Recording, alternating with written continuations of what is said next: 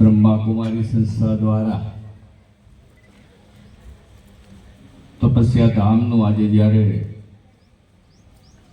લોકાર્પણ શુભ શરૂઆત થઈ રહી છે ત્યારે ઉપસ્થિત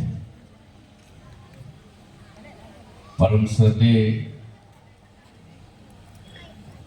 મંચસ્થ અને ઉપસ્થિત બ્રહ્મા કુમારી ભાઈઓ અને બહેનો, નગરપાલિકાના પ્રમુખ શ્રી કુલદીપસિંહ, શહેરના પ્રમુખ માનનીય શ્રી નિશાંતભાઈ, પાર્ટીના સૌ આગેવાનો, ઉપસ્થિત ભાઈઓ અને બહેનો, શહેરના ભાર્ગવી સોસાયટીમાં તપસ્યા ધામનું નિર્માણ કાર્ય પૂર્ણ થયા પછીની શરૂઆત આજે થઈ રહી છે.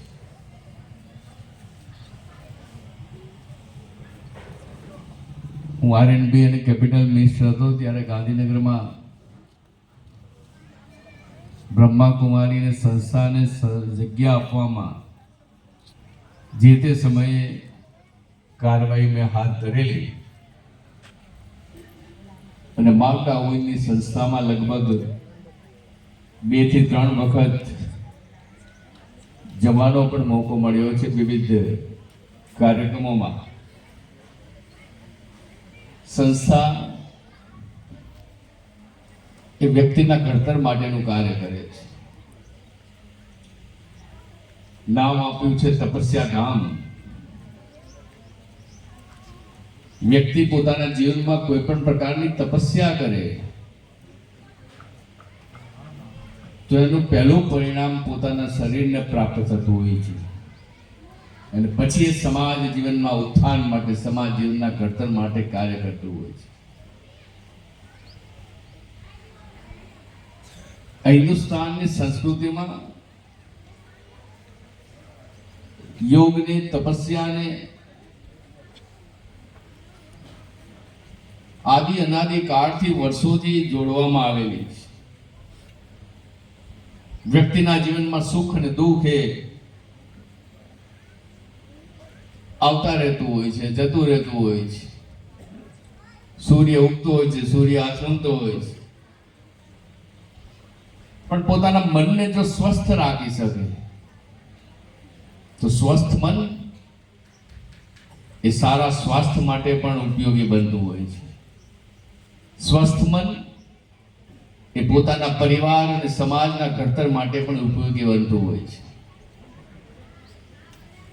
એકાગ્રતા કેળવવી, મનને કેન્દ્રિત કરવું.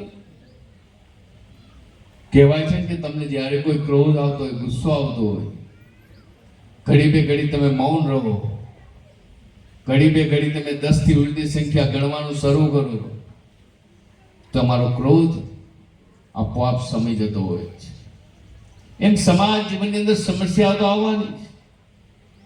સમસ્યા વગરનો કોઈ વ્યક્તિ નથી, સમસ્યા વગરનો કોઈ સમાજ જીવન નથી. પણ એ સમસ્યાઓના નિરાકરણની પણ વ્યવસ્થાઓ આપણી સંસ્કૃતિમાં નક્કી થયેલી છે, ગોઠવાયેલી છે, ગૂંથાયેલી છે. સવાલ છે એને કેવી રીતના આપણે યોગ્ય ઉપયોગ કરીએ. શહેરમાં કોઈને પણ 5 કલાક, અડધો કલાક, કલાક સંસ્થામાં આવીને પોતાની એકાગ્રતા કેળવીને કોઈ વિચારની દિશામાં કે ઉન્નતિની દિશામાં આગળ વધતું હોય છે. કોઈ નકામા વિચારો તેમાંથી મુક્તિ માટેનું કાર્ય કરતું હોય છે. કોઈ ક્રોધ, આવેશ, અન્ય પ્રકારની વિટંબણા હોય તો એમાંથી મુક્ત થવા માટે મનને તાકાતવાર બનાવતું હોય છે. એમ વિવિધ પ્રકારની વ્યવસ્થાઓ એકાગ્રતા સાથે રહેલી છે. અને એવું જ્યારે તપસ્યા ધામ અહીંયા બ્રહ્મા કુમારી સંસ્થા દ્વારા ધાંગધ્રા શહેરમાં જ્યારે થઈ રહ્યું છે ત્યારે હું એમને અભિનંદન, શુભકામના આપું છું. ભાર્ગવી સોસાયટી પૂરતું સીમિત રહેવાનું નથી. એ ધાંગધ્રા શહેરને, આજુબાજુના વર્તુળોને કોઈને કોઈ પ્રકારની એ વ્યવસ્થા સાથે જોડવાનું છે. મારી આપ સૌને વિનંતી છે કે આ કાર્યક્રમ એક દિવસનો ન રહે. વધુ ને વધુ લોકોને કેવી રીતના આપણે જોડી શકીએ, વધુ ને વધુ લોકોને કેવી રીતના આપણે એમાં લાવી શકીએ, વધુ ને વધુ લોકોને એમની જે કંઈક તકલીફો છે એમાંથી કેવી રીતના મુક્તિ અપાવી શકે. મુક્તિ તો એમને મળતી જ હોય છે, પણ રસ્તો યોગ્ય પ્રકારનો હોય. મન યોગ્ય પ્રકારની દિશામાં આગળ વધતું હોય તો બધી જ મુશ્કેલીઓમાંથી, સંકટોમાંથી બહાર આવી શકાતું હોય છે. જે મિત્રોએ આ કાર્યનું પોતાનું અર્થનું યોગદાન આપ્યું છે, શ્રમનું યોગદાન આપ્યું છે, એ બધા જ મિત્રો પરિવારને અભિનંદન આપું છું. સૌ સાથે મળીને આ વ્યવસ્થા દ્વારા આપણા શહેરને વધુ સ્વચ્છ, સુંદર, રળિયામણું, હરિયાળું કેવી રીતના બનાવી શકાય, આપણા શહેરને સુસંસ્કારી કેવી રીતના બનાવી શકાય, આપણા શહેરને સુરમ્ય કેવી રીતના બનાવી શકાય, એનો વિચાર કરવો જોઈએ. તમે અહીંયા આવો, તપસ્યા કરો, અડધો કલાક મૌન ધારણ કરીને તમે એમાં એકાગ્રતા કેળવો, ત્યારે પહેલો પરિવાર, તમારા પરિવાર માટેનો તો વિચાર કરજો કે હું કેવી રીતના સ્વસ્થ બનું. તમે સ્વસ્થ હશો તો જ પરિવાર સ્વસ્થ રહેવાનો છે. તમારા પરિવારનો વિચાર કર્યા પછી પરિવાર કેવી રીતના યોગ્ય પ્રકારની વ્યવસ્થામાં ઘડાય, કુસંસ્કારોથી દૂર રહીને સંસ્કારિતા કેવી રીતના પ્રાપ્ત કરે, અને એના પછીનો વિચાર સમાજ જીવનને હું શું ઘડતર કરી શકું, સમાજ જીવનને હું શું યોગદાન આપી શકું. અને તમે સંતૃપ્ત થયા પછી, સંતૃપ્ત કોઈ ક્યારે કોઈ ભગવાન પણ થયા નથી, પણ સંતૃપ્ત થયા પછી, તમારી એકાગ્રતા કેળવ્યા પછી તમે સમાજ જીવનની અંદર કોઈ ને કોઈ પ્રકારનું યોગદાન આપો, ખર્ચ વગરનું યોગદાન આપો.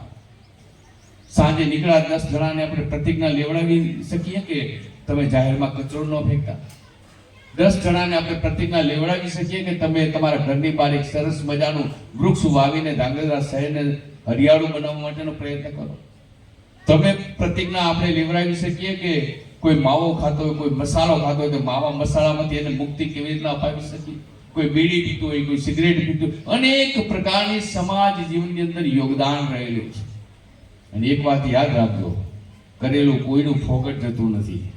તમે કોઈના જીવનમાં ઉદ્ધારક બન્યા, તમે કોઈના જીવનમાં દીપક બન્યા, તમે કોઈના જીવનમાં રસ્તો બતાવનાર, માંગ ચીંધનાર બન્યા, તો આપોઆપ આખી જિંદગી તમને યાદ કરવાનું છે કે મારા જીવનનું પરિવર્તન લાવવામાં બ્રહ્મા કુમારીના ફલાણા ભાઈ કે ફલાણા બહેને એક અવશ્યપણેનું આગવું યોગદાન આપ્યું છે. એના કારણે મારા જીવનમાં આ પ્રકારનું પરિવર્તન આવ્યું છે. આપણે સૌ સાથે મળીને આ શહેરને સંસ્કારી બનાવીએ, આ શહેરને સુરમ્ય બનાવીએ, આ શહેરને સ્વચ્છ, સુંદર, રળિયામણું બનાવીએ. દેશ ચારિત્રવાન ક્યારે બની શકે કે બધી દિશાઓમાંથી શુભ વિચારો આવતા હોય, બધી દિશાઓમાંથી શુભ વિચારો દ્વારા સમાજ જીવનનું ઘડતર થતું હોય.